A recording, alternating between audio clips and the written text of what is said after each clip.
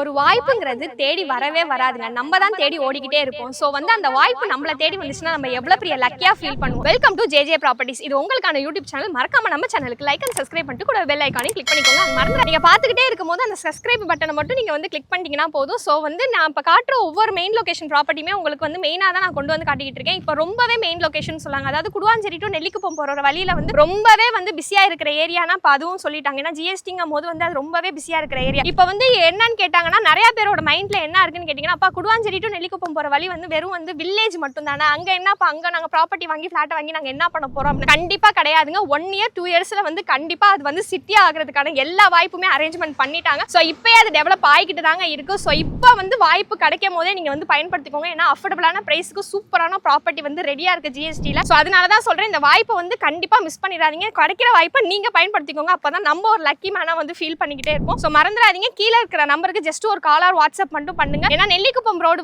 Develop ஆகிட்டு இருக்க ஒரு இடம்னு சொல்லலாங்க. ரொம்பவே டெவலப்ட் ஆகிட்டு இருக்கு. சிட்டியா ஆகிறதுக்கான எல்லா சான்சஸுமே ரெடியா இருக்கு. மறந்துடாதீங்க, கீழே தெரிய நம்பருக்கு ஜஸ்ட் ஒரு கால் ஆர் வாட்ஸ்அப் பண்ணி இதே போல தொடர்ந்து உங்க சப்போர்ட்டையும் கொடுத்துட்டே இருங்க. நெக்ஸ்ட் ஒரு ப்ராப்பர்ட்டி வீடியோ மறுபடியும் உங்களை நான் சந்திக்கிறேன். உங்க ஹெல்த்தையும் பத்திரமா பார்த்துக்கோங்க. Bye bye.